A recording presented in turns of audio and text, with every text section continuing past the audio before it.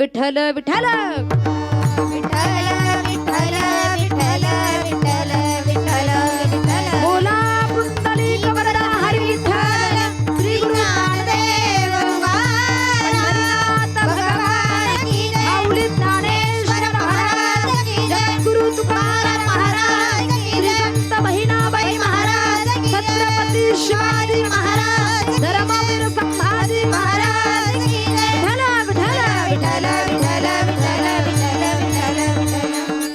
मेवाड प्रांतामध्ये मीराबाईचा जन्म झाला आणि मेवाड प्रांतामध्ये मीराबाईचा जन्म झाल्यानंतर लहानपण सगळं भक्तीमध्ये मीराबाईचं गेलं. एवढ्या भक्तीमध्ये तल्लीन व्हायच्या, एवढ्या तल्लीन व्हायच्या की जसं जसं वय वाढत होतं ना, भक्तीमध्ये एवढ्या समरस होत्या दादा, किती समरस होत्या. माझ्या मनाला गो छंद छंद, माझ्या मनाला गो छंद, नित्य गोविंदा गोविंद, माझ्या मनाला गो छंद छंद, माझ्या मनाला गो छंद. अखंड भगवंताचं स्मरण करायचं दादा. भगवंताला पती मानायच्या, पती. लोक विचार करायचे काय वेडी मुलगी आहे, अहो लग्नाच्या वयात आली आणि देवाला पती मानते, काय वेडी मुलगी आहे. लोक नावं ठेवायला लागले दादा. मला सांगून जाईल भाऊ मी तुम्हाला, लोक घोड्यावरही बसू देत नाही, लोक पायीही चालू देत नाही देत महाराज. बघा तुम्ही, मी सांगत नाही, तुकोबरायांच्या गाथ्यामध्ये प्रमाण आहे. आचार करीती म्हणती हा पसारा, न करिता नरा निंदिता ती. जो जास्त परमार्थ करतोय ना, लोक त्यालाही म्हणतात काय पसारा मांडून बसला. ऐकताय ना, जो 4-4 तास देवासमोर बसतो ना, लोक त्यालाही म्हणतात काय पसारा मांडून बसला. मी तर म्हणतो करू करू भागला देवपूजेला लागला नाही का. जास्त परमार्थ करणाऱ्यांना सुद्धा लोक नावं ठेवतात. जर परमार्थच केला नाही ना, लोक म्हणतात एवढा मोठ्या गावामध्ये अखंड हरिनाम सप्ताह, पण माणूस सप्त्याकडे डुंकूनही पाहत नाही हो, काय नास्तिक माणूस आहे. तिकूनही नावं ठेवतात. तुकोबराय सुद्धा या जगाला वैतागतात आणि शेवटी म्हणतात तुका म्हणे आता ऐका वचन, तेजोनी या जन भक्ती करा, या जनाचा त्याग केल्याशिवाय माझा खरा परमार्थ होणार नाही. आणि म्हणून तुम्हाला निश्चित साध्यापर्यंत जाऊन पोहोचायचं असेल ना दादा, तर जगाचा विचार करू नका. आणि म्हणूनच मायबाप मीराबाईला सुद्धा भक्ती करत असताना अनेक प्रकारचे अडथळे येतात. सगळ्या समाज त्या ठिकाणी नावं ठेवतो. मुलगी वेडी झाली, देवाला पती मानते, वेगळ्या वेगळ्या नजरेने मीराबाईकडे त्या ठिकाणी बघायला लागले. पण मीराबाईनं आपली एकनिष्ठता, भक्तीवरची एकनिष्ठता त्या ठिकाणी सोडली नाही. घरामध्ये अनेक दास दासी त्या ठिकाणी होत्या. काम करण्यासाठी नित्यनेमानं एक दासी यायची. एक दिवस तिची तब्येत बिघडल्यामुळं तिचा मुलगा कन्हैया नावाचा मुलगा खऱ्या अर्थानं त्या ठिकाणी सेवा करण्यासाठी आला.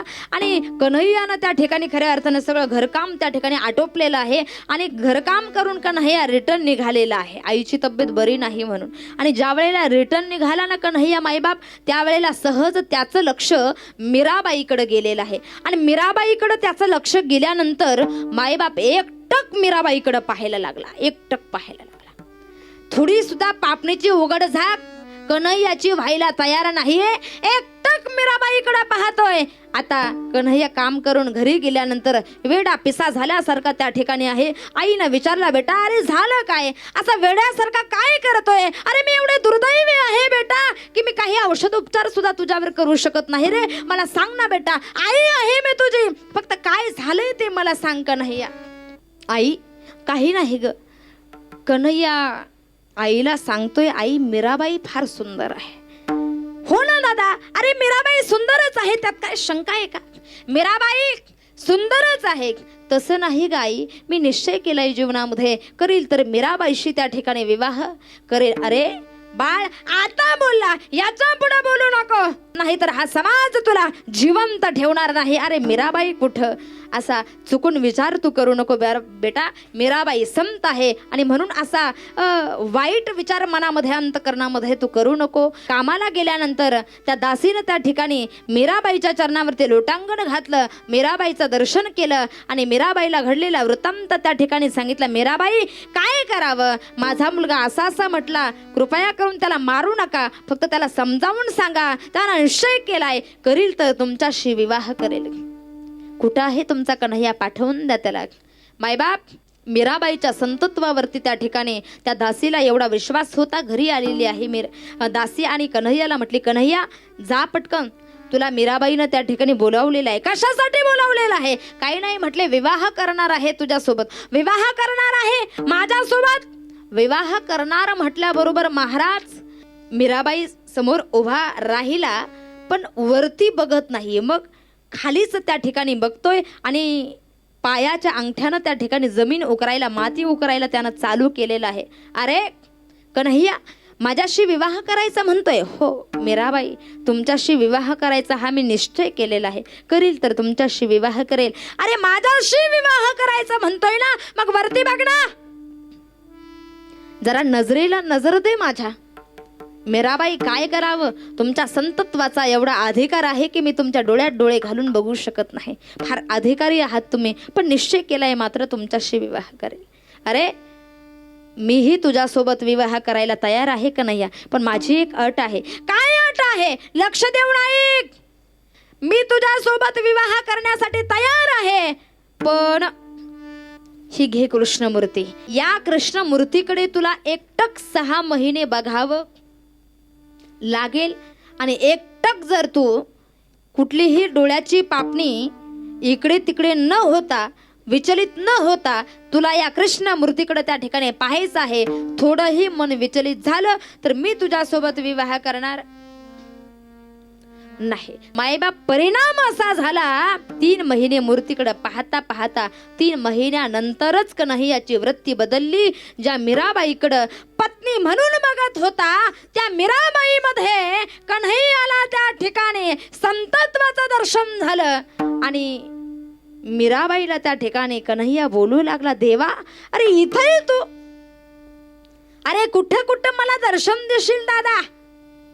देवा, जिच्याकडे मी पत्नी म्हणून बघत होतो तिच्यामध्ये मला खऱ्या अर्थानं संतत्वाचं भगवंत तिच्यामध्ये दिसला. संतांच्या चरण रजाचा फायदा काय? संत चरण रज लागता सहज, वासनेचे बीज जळून जाय. आणि म्हणून खऱ्या अर्थानं कन्हैयाच्या अंतकरणातलं वासनेचं बीज त्या ठिकाणी जळून भस्म झालेलं आहे. मायबाप तुकोबराय कळालं हो आम्हाला, अंतकरणातलं वासनेचं बीज आमचं जळून भस्म झालेलं आहे, पण बीज जळून भस्म झाल्यानंतर दुसरा परिणाम काय? तुकोबराय सांगतात, वासनेचं बीज जळून भस्म झाल्यानंतर मला रामनामाबद्दल आवड निर्माण झाली अभंगाच्या दुसऱ्या चरणात. मग राम नामे उपजे आवडी, मग राम नामे उपजे आवडी, मग राम नामे उपजे आवडी, मग राम नामे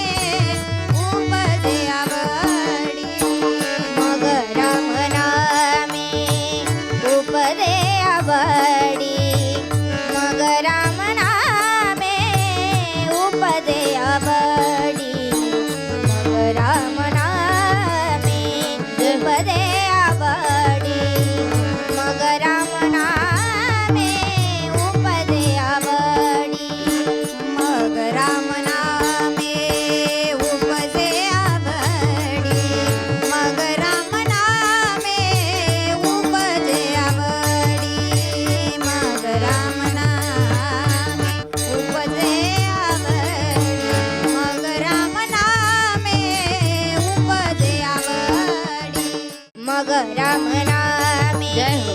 उपदे आवडी, मग राम नामे उपदे आवडी, मग राम नामे उपदे आवडी, मग राम नामे उपदे आवडी, सुख घडो घाडी वाढो लागे, सुख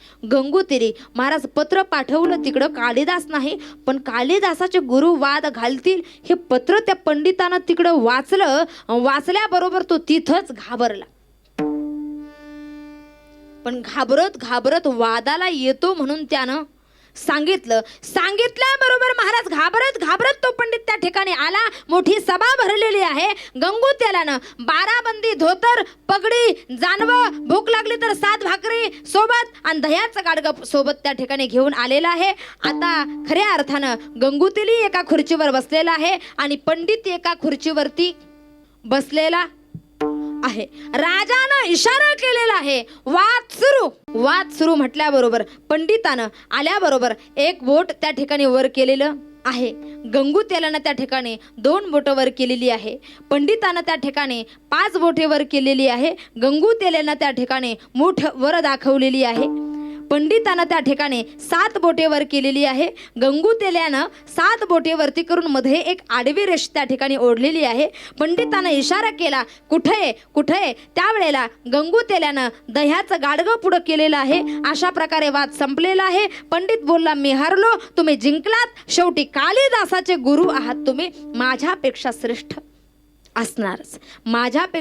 असणारच म्हटल्याबरोबर मायबाप भोजराजाला फार मोठा आनंद झालेला आहे. पण राजा 2 मिनिट थांबला आणि राजा परत म्हटला, तुम्ही दोघांनी नेमका खानाखुणीचा काय वाद केला, आम्हाला कोणालाच लक्षात आला नाही, जरा समजावून सांगता का? पंडित म्हटला, समजावून सांगतो. मी आल्याबरोबर एक बोट वर केलं आणि एक बोट वर करून म्हटलो की जगात एक ब्रह्म आहे. पण तुमच्या पंडितांना सांगितलं फक्त ब्रह्म नाही तर ब्रह्म आणि माया असे 2 जण आहे. मी आल्याबरोबर 5 बोटावर करून त्या ठिकाणी म्हटलो की जगामध्ये पंचमहाभूतांद्वारे या दोघांचा कारभार चालतो. पण तुमच्या पंडितांना सांगितलं, राजे साहेब जगात पंचमहाभूत ही वेगवेगळी आहे पण या जगतामध्ये ती एकत्र येऊन नांदतात. मी म्हटलो जगात 7 समुद्र आहे. किती? 7 समुद्र आहे. पण तुमच्या पंडितानं सांगितलं जगात 7च समुद्र आहे पण मध्ये एक आडवी रेष ओढून आडवा मेरू पर्वत आहे. म्हटले काय आहे? आडवा मेरू पर्वत. मी म्हटलो तो आडवा मेरू पर्वत नेमका कुठे आहे असं म्हटल्याबरोबर तुमच्या पंडितानं तो आडवा मेरू पर्वत दधी समुद्राजवळ सांगण्यासाठी दह्याचं गाडगं पुढं केलेलं.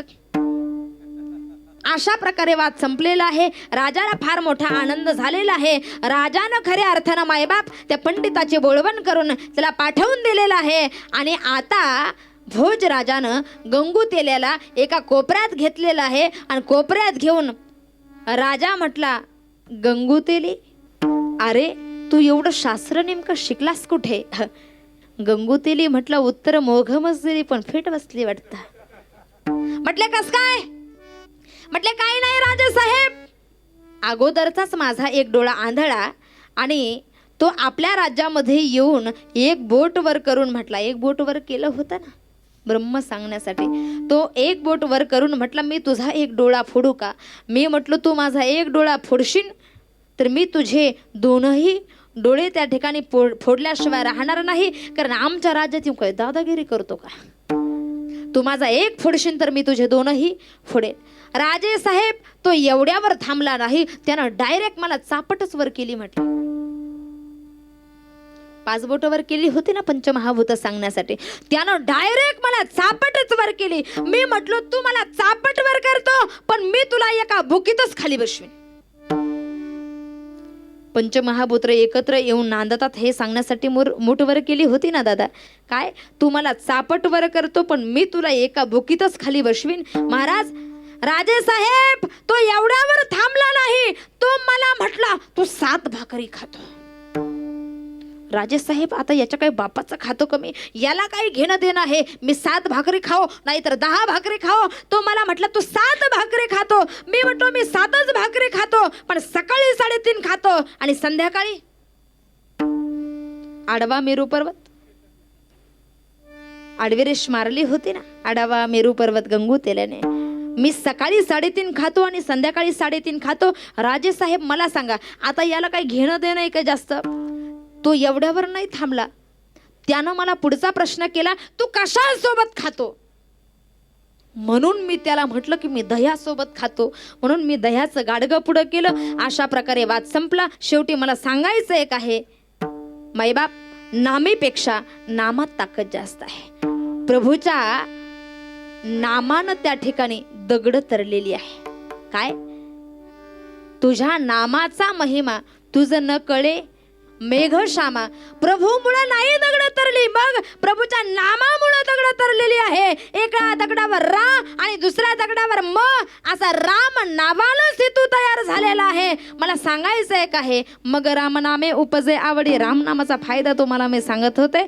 मग राम नामे उपजे आवडी आणि सुख घडोघडी वाढू लागे. रामनामाबद्दल तुकोबराय सांगतात, वासना जळाल्यानंतर मला रामनामाबद्दल आवड निर्माण झाली. आणि फक्त आवडच निर्माण झाली नाही, माझ्या जीवनातल्या आत्यंतिक दुःखाची निवृत्ती झाली आणि मला परमानंद स्वरूपाची त्या ठिकाणी प्राप्ती झाली.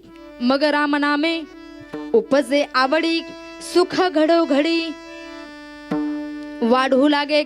माझ्या सुखामध्ये त्या ठिकाणी वाढ त्या अशा प्रकारची झालेली आहे. तुकोबराय म्हणतात, एवढंच नाही, मग संत सहवासाने आणि भगवंताच्या नामस्मरणाने माझ्या अंतःकरणामध्ये माझा कंठ दाटून आलेला आहे आणि माझ्या डोळ्यातून नयनातून अश्रुधारा वाहायला लागलेल्या आहे. अभंगाच्या 3ऱ्या चरणामध्ये कंठी प्रेम दाटे नयनी नीर लोटे. कंठी प्रेम दाटे नयनी नीर लोटे. कंठी प्रेम दाटे नयनी नीर लोटे. कंठी प्रेम दाटे नयनी नीर लोटे. कंठी प्रेम दाटे नयनी नीर लोटे. कंठी प्रेम दाटे नयनी नीर लोटे. कंठी प्रेम दाटे नयनी नीर लोटे. कंठी प्रेम दाटे नयनी नीर लोटे. हृदयी प्रगटे राम रूप. हृदयी प्रगटे राम रूप. मग राम नामे उपदे आवडी. मग राम नामे उपदे आवडी. मग राम नामे उपजे आवडी. मग राम नामे उपजे आवडी. उपजे आवडी. कंठी प्रेम दाटे नयनी निरलोटे. हृदयी प्रगटे रामरूप. रामनामाचा संत सहवासाचा माझ्या जीवनामध्ये मला काय फायदा झाला, तर कंठामध्ये त्या ठिकाणी प्रेम दाटून आलेलं आहे. कंठी प्रेम दाटे नयनी निरलोटे. डोळ्यातून अश्रुधारा वाहायला लागलेले आहे. शरीरावरती अष्टसात्विक भाव जागृत झालेले आहे. स्तंभ म्हणजे अंगास शरीर स्तंभ होणे. स्वेद अंगास घाम येणे. स्तंभ स्वेद रोमांच अंगावरती केस उभे राहणे. वाणी गदगद होणे. शरीर कंप पावणे. अशा प्रकारचे अष्टसात्विक भाव माझ्या शरीरावरती निर्माण झाले. कशामुळं? कंठी प्रेम दाटे नयनी निरलोटे. हृदयी प्रगटे रामरूप. अंतःकरणामध्ये राम प्रभूचं वास्तव्य, प्रभूचं प्राकट्य त्या ठिकाणी झालेलं आहे. तुकोबराय सांगतात, बाबा रे, ही सगळीची सगळी साधनं सोपी आहे, फक्त त्याच्यासाठी पूर्वजन्माचं पुण्य लागतं. बाकी सगळं सोपं आहे अभंगाच्या शेवटच्या चरणात. तुका म्हणे साधना सुलभ गोमाटे. तुका म्हणे साधना सुलभ गोमाटे. तुका म्हणे साधना सुलभ गोमाटे. तुका म्हणे साधना सुलभ गोमाटे. तुका म्हणे साधना सुलभ गोमाटे. तुका म्हणे साधना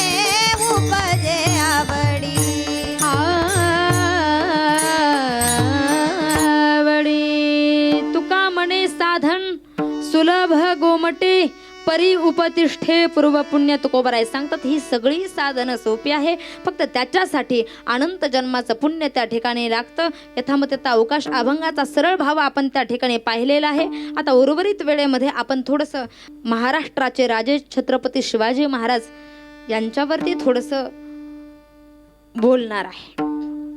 सह्याद्रीचा सिंह जन्माला, सह्याद्रीचा सिंह जन्माला आई जिजाऊ पोटी, सह्याद्रीचा सिंह जन्माला आई जिजाऊ पोटी. हर हर महादेव घुमली गर्जना गड किल्ल्यांच्या ओठी, हर हर महादेव घुमली गर्जना गड किल्ल्यांच्या ओठी. मायबाप, या सह्याद्री नायका सिंहाला जन्म दिलेला आहे. त्या सिंहाचं नाव आहे महाराष्ट्राचे लाडके राजे शिवछत्रपती शिवाजी महाराज. शिवछत्रपती शिवाजी महाराज या मातीमध्ये रक्ताचं थेंब आणि थेंब पडलेला आहे, तेव्हा हे स्वराज्य निर्माण झालेलं आहे, उगाच नाही. हे स्वराज्य निर्माण करण्यासाठी लाखो मावळ्यांनी प्राणाची आहुती दिलेली आहे, तेव्हा हे स्वराज्य निर्माण झालेलं आहे.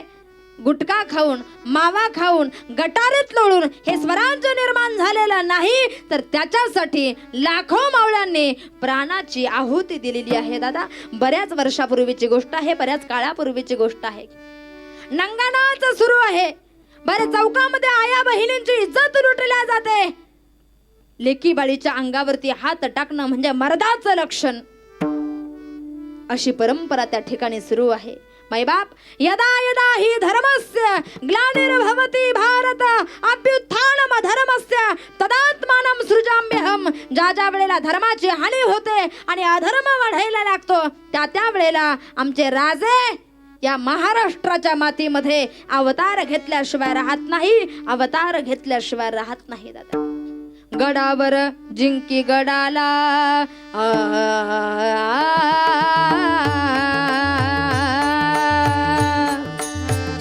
गडावर जिंकी गडाला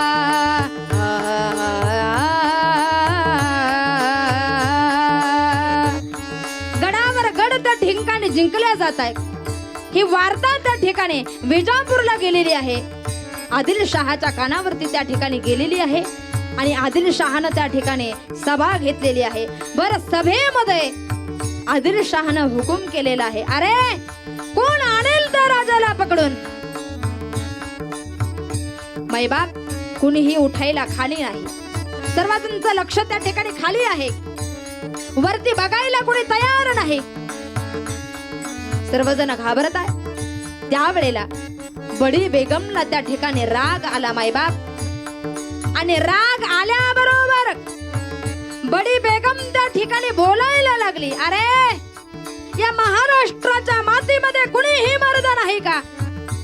कुणीही त्या शिवराजाला, शिवाजी राजाला पकडून आणू शकत नाही का? एवढ्यात कोपऱ्यामध्ये पायांच्या बुटाचा कर्र कर्र कर्र कर्र असा आवाज आलेला आहे. कुणाचा आहे हा आवाज? अफजल खानाच्या बुटांचा हा आवाज आहे. आदिलशहानं ठेवलेला पानाचा विडा त्या ठिकाणी अफजल खानानं त्या ठिकाणी समोर येऊन उचललेला आहे. अरे शिवाजी, शिवाजी काय करत बसला? मी आणतो त्या राजाला पकडून, आताच पोरगत आहे. मैं लाऊंगा शिवाजी को, शिवाजी डोंगर को छुआ. मी आणतो त्या राजाला पकडून. मायबाप, आता अफजल खान त्या ठिकाणी राजाला पकडण्यासाठी निघालेला आहे. पानाचा विडा त्या ठिकाणी उचललेला आहे. आदिलशहाला फार मोठा आनंद झालेला आहे. आदिलशहानं त्या ठिकाणी सिंहासन सोडलेलं आहे. सोडील सिंहासनाला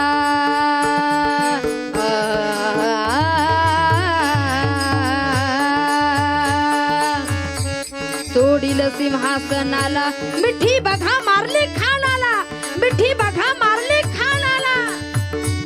पकडून आणा राजाला, आणा राजाला जिरहाजी, आणा राजाला जिरहाजी, आणा राजाला जिरहाजी, आणा राजाला जिरहाजी. मायबाप, खान आता राजाला पकडण्यासाठी निघालेला आहे. पण राजाला पकडायचं म्हटल्याबरोबर मुहूर्त चांगला पाहिजे ना. आपल्याकडे जसा लग्नाला मुहूर्त पाहिला जातो तसा खऱ्या अर्थानं राजांना पकडण्यासाठी मुहूर्त बघण्यासाठी काजीला त्या ठिकाणी बोलावलेलं आहे. आणि काजीनं सांगितलेलं आहे, राजा अफजल खान आज जाऊ नका, मुहूर्त चांगला नाही, आज जाऊ नका. मायबाप काजीच्या धरलं मुंडीला,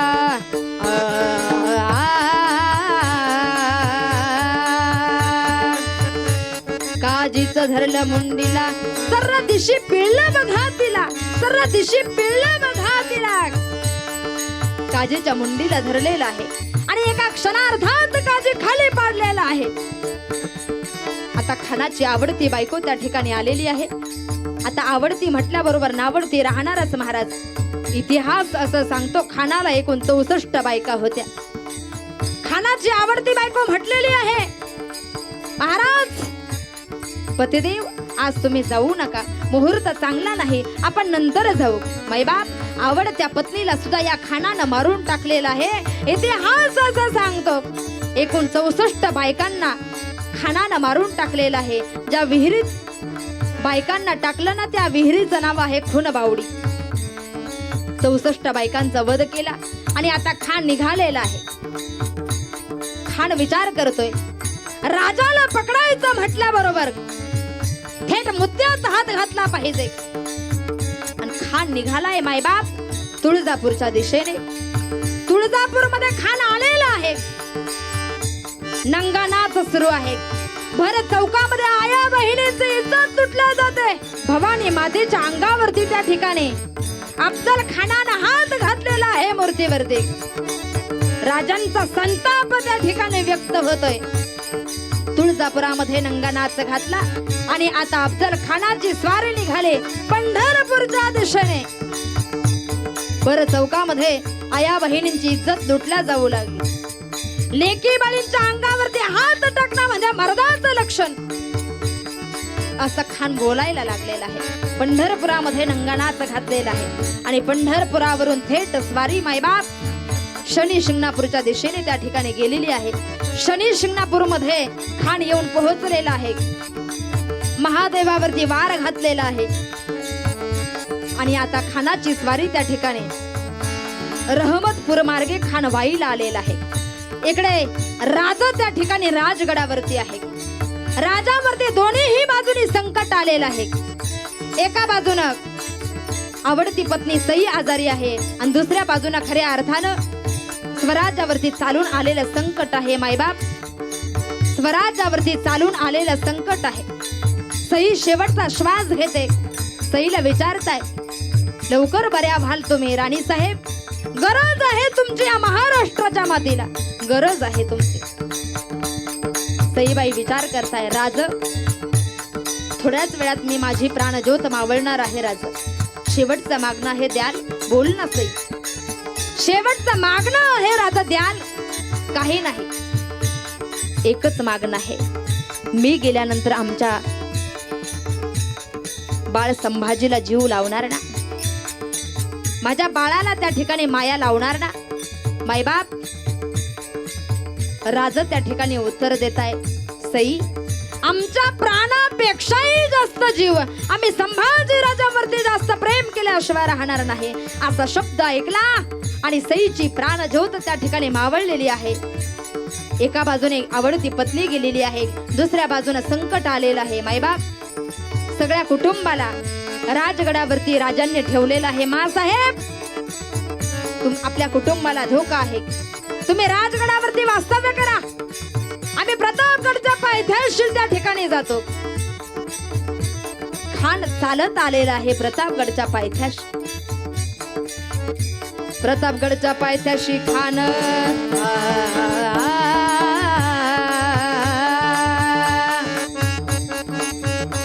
प्रतापगडच्या पायथ्याशी खान येऊन बसलेला आहे. सोबत सय्यद बंडा आहे. या सय्यद बंडाची ताकद एवढी होती दादा, क्षणार्धात 10 माणसांचा मुर्दा खाली पडत होता. एवढी ताकद त्या सय्यद बंडामध्ये होती. खानाला सोबत सय्यद बंडाला आणलेला आहे आणि इकडे राजा प्रतापगडावरती आहे. प्रतापगडच्या पायथ्याशी राजांना यायचं आहे. भवानी मातेचा जागर त्या ठिकाणी राजांनी घातलेला आहे.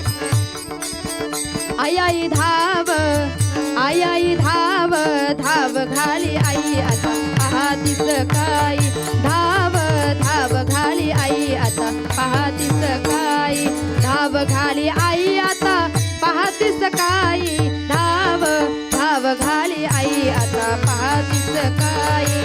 भवानी मातेची त्या ठिकाणी प्रार्थना केलेली आहे. अनादि निर्गुण प्रकटली भवानी, मोह महिषासुर मर्दाना लागुनी, त्रिविध तापांची करावया झाडणी, भक्ता लागी तू पावसी निर्वाणी. आईचा जोगवा मागेन, आईचा जोगवा मागेन, आईचा जोगवा मागेन. मायबाप भवानी मातेचा जागरण गोंधळ त्या ठिकाणी राजांनी घातलेला आहे. आणि आता राजा अर्ध्या रस्त्यापर्यंत प्रतापगडच्या आलेले आहे. पण राजांच्या कानावरती बातमी गेलेली आहे, खानासोबत सय्यद बंडा आहे. कारण या सय्यद बंडाची ताकद फार महान होती. राजांनी विचार केला, त्या सय्यद बंडाला माघारी जायला सांगा, नाहीतर आम्ही भर रस्त्यातून परत रिटर्न गेल्याशिवाय राहणार नाही. हरकत नाही म्हटले. खान म्हटला, या शिवाजी राजात काय ताकद आहे, आताच पोरग ते निशस्त्र मी या राजा बरोबर लढायला तयार आहे. सय्यद बंदाला त्या ठिकाणी पाठीमागे उभं केलेलं आहे. आणि आता राजा जीवा महालाला घेऊन त्या ठिकाणी आलेले आहे. प्रतापगडच्या पायथ्याशी सोबत कुणीही नसणार आहे. दोघांनाच त्या ठिकाणी युद्ध लढायचं आहे. सय्यद बंडालाही पाठीमागे पाठवून दिलेला आहे आणि जीवा महालालाही त्या ठिकाणी बाहेर उभं केलेलं आहे. आता दोघांची गळा भेट त्या ठिकाणी होणार आहे. खान आता समोर समोर त्या ठिकाणी येतोय आणि खानाच्या मुखारविंदातून शब्द बाहेर पडतायत. आओ शिवाजी आओ, हमारे गले लग जाओ. आणि आता छत्रपती राजे त्या ठिकाणी दोघांची गळा भेट झालेली आहे. पण बाईबाप खानानं दगा केलेला आहे. खानानं आपल्या पाठीमध्ये असणाऱ्या कट्ट्यावर बाहेर काढलेला आहे. राजे विचार करताय, समोरचा माणूस जर नीतीने वागत असेल तर आपण नीतीने वागलं पाहिजे. पण समोरचा माणूस जर कट्ट्यावर हातामध्ये काढत असेल तर आपणही आपलं हत्यार बाहेर काढलं पाहिजे. ज्या वेळेला खानानं कट्ट्यावर बाहेर काढलेली आहे त्यावेळेला राजांनी सुद्धा आपली वाघ नख त्या ठिकाणी खानाच्या पोटामध्ये खुपसवलेली आहे आणि खानाचा कोथळा बाहेर काढलेला आहे. खान मोठ्यानं ओरडला, दगा दगा शब्द कानावर सय्यद बंडाच्या पडल्याबरोबर सय्यद बंडानं त्या ठिकाणी धावत आला आणि माझ्या छत्रपती शिवाजी महाराजांवरती वार केले. मायबाप तो वार नकळतपणे माझ्या राजांच्या मस्तकी लागून गेला आणि तो वार जर चुकवला असेल ना तर तो जीवा महालाने चुकवला. आणि म्हणून म्हटलं जातं, होता जीवा म्हणून वाचला शिवा. आणि म्हणून मायबाप आमच्या राजांनी कोथळा खऱ्या अर्थानं बाहेर काढलेला आहे. एकदा मोठ्यानं सर्वांनी छत्रपती शिवरायांचा जय घोष करायचा. छत्रपती शिवाजी महाराज की जय, धर्मवीर संभाजी महाराज की जय. तुका म्हणे साधन सुलभ गोमटे, परी उपतिष्ठे पूर्व पुण्य, मग राम नामे उपजे आवडी, सुख घडोघडी वाढू लागी. ज्ञानेश्वर माऊली ज्ञानराज माऊली तुकाराम, ज्ञानेश्वर माऊली ज्ञानराज माऊली ज्ञानेश्वर माऊली ज्ञानराज माऊली तुकाराम, ज्ञानेश्वर माऊली ज्ञानराज माऊली, ज्ञानेश्वर माऊली ज्ञानराज माऊली तुकाराम. ज्ञानेश्वर माऊली ज्ञानराज माऊली, विठ्ठल जय जय विठ्ठल, विठ्ठल जय जय विठ्ठल, विठ्ठल जय जय विठ्ठल. विठ्ठल जय जय विठ्ठल. आ बोलिलेले पुरे वेळी वाकुडे उत्तरे, क्षमा अपराध महाराज तुम्ही सिद्ध, आ नाही विचारिला अधिकार म्या आपुला. क्षमा अपराध महाराज तुम्ही सिद्ध, तुका म्हणे ज्ञानेश्वरा राखा पाया पैकी करा,